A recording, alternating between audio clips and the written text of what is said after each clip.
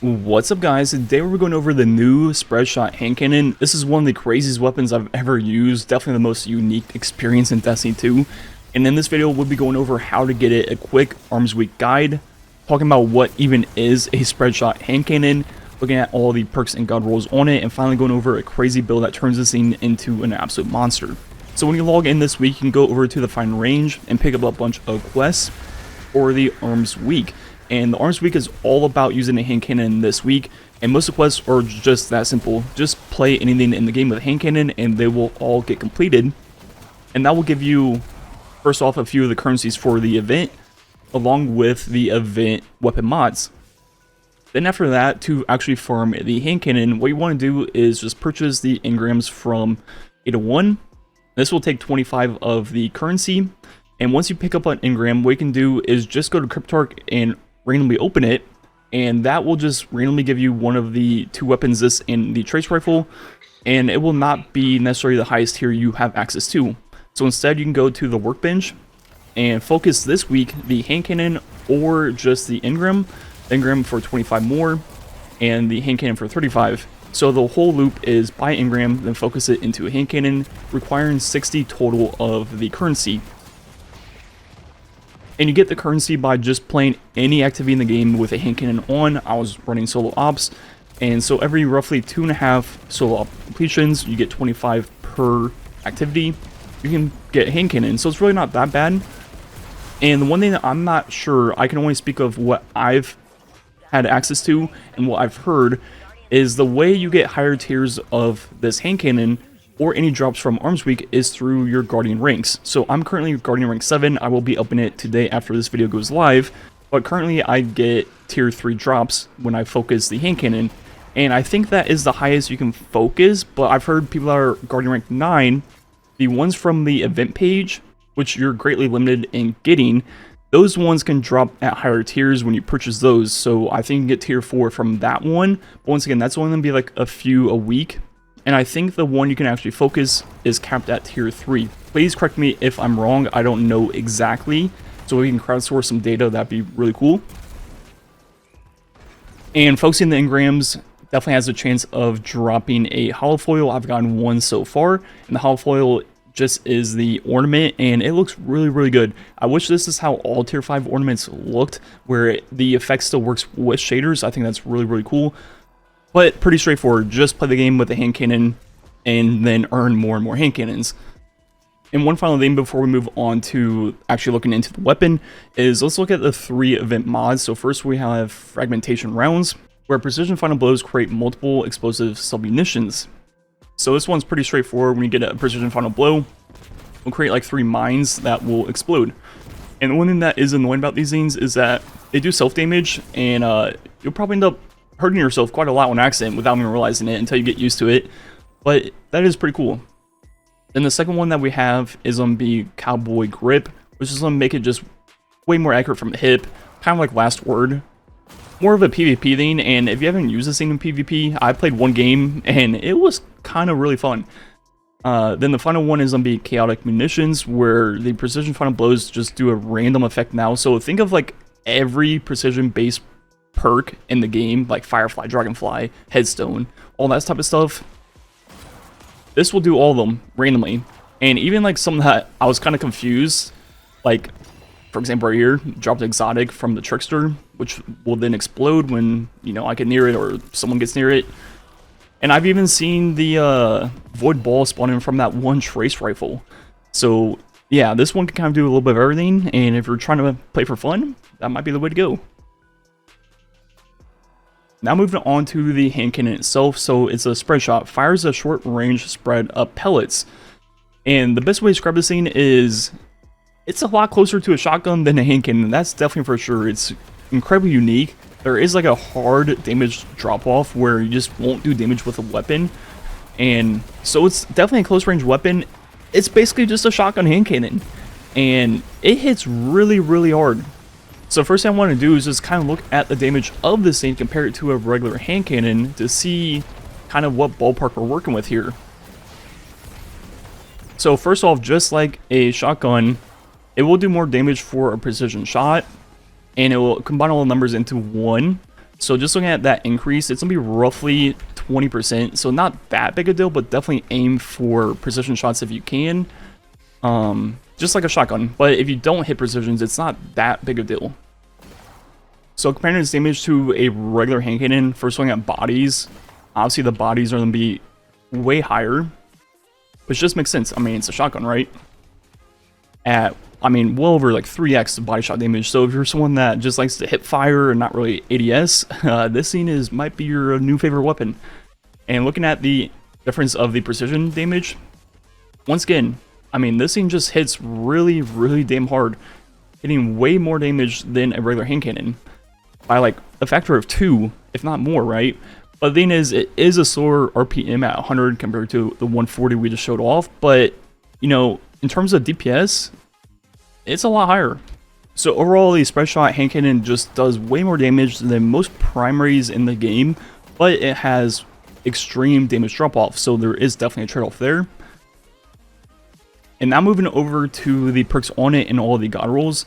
So right off the bat, one thing to say is that this is another weapon that has just truly great perks. There's really no bad combinations. So in reality, any perk I mentioned, you can pair with a lot of things, but I'm going to try and narrow it down to my 3 god rolls that I want personally. And the first one's going to revolve around 1-2 punch for melee damage, right? And with that, I would want to pair it with proximity power, where when targets are nearby, final blows grant bonus melee stat. But first, we gotta talk about the 1-2 punch damage on this hand cannon. So a normal melee does 91. Then if I proc 1-2 punch, which it doesn't say in the perks, but it definitely works, the damage goes up to 158 on the melee, which is gonna be roughly a 75% increase, right? And the same thing for a shotgun with 1-2 punch. The melee increase goes up to 226, which is actually going to be 150%. So 1-2 punch on the hand cannon is half that of a shotgun. And at first, I didn't know how to feel about this. But as I think about it, I think I totally understand why this is. Doesn't necessarily mean I have to like it though. Makes sense because it is an infinite ammo primary. And if it was the exact same melee increase, it would make shotguns kind of irrelevant PvE instantly. So it definitely makes a lot of sense, right? And overall, with the way that melees are now additive and not multiplicative, it's really not that big a deal, right? 75% less melee damage in an entire build of melee buffs really isn't that big a deal. Before, when everything would multiply against each other, yeah, it would have been a huge deal. But now it's really, really not. And definitely not something worth overreacting about. It's perfectly fine. And still don't be like my go-to way to use 1-2 punch in a lot of builds, because usually when I do use 1-2 punch, my shotgun is just kind of like a waste of a weapon slot, right? I either force myself into using just a primary in a 1-2 punch shotgun and practically not have a real special, or force myself into running double special and have ammo issues. So now with this, like using Navigator plus this makes a lot of sense on Hunter, even Warlock. It's still gonna be my new go-to favorite way to use 1-2 punch. And as I mentioned, I'd like to pair that with proximity power to up the melee stat. So if you don't know, getting over 100 melee stat will increase our melee damage. So it makes a lot of sense to pair that with 1-2 punch when we're going to be going for melee builds. So if we do some math real quick, look at damage of our melee on the champion 163. And I have exactly 100 melee stat right now, so it's receiving currently no melee stat buff. Then we get 1 kill, and it goes up to 171. Then we get 2 kills, goes up to 180. And finally, if we get 3 kills, it goes up to 189. And 3 is the max of this buff. And doing the math to convert those damage increases into equivalent melee stat increase, it's going to be roughly 16.6 melee stat increase, then 33, and finally 52 melee increase. So with 100, if I get times 3 of this perk, I actually have the equivalent of 152 melee stat. So you're basically boosting up your melee stat by 50 with this perk. So to get max melee damage, you would just need to build with 150, run this perk, get times 3, and it would boost you up to 200. And these stats are so important and so strong now that a free 50 of any stat is definitely worth using a perk to get that effect. And that's definitely the way to go with 1-2 punch, all about the melee damage. But the thing about this weapon is its reload speed is pretty bad. So for a lot of the other roles, we're going to go with one of the reload perks, and there's going to be 3 different ones. There's going to be Threat Detector, the classic while surrounded, and you get all these stat increases, but I think the better one will be Threat Remover. When you do damage with all the pellets of the shot, you will get a bump in all of the stats just like Threat Detector, and for me, using both on a few different roles, Threat Remover seems like the more consistent way to use the weapon. Obviously, if you're reloading, that probably means you just recently shot the weapon. You should always have that when you need to reload. Compared to Threat Detector, sometimes you're just not surrounded. But you could also use Slide Shot to just slide and avoid reloading whenever you need. Those 2 perks would be my go-to. But this scene's also getting a lot of help from its origin trait Tenacity, where when targets are nearby, final blows grant weapon damage, reload speed, and handling until you die. And this will stack up to times 20 and not only be a 10% damage increase at times 20, it's also going to practically max out the reload speed, so you can definitely take advantage of proximity power and not have a reload perk in the left if you want.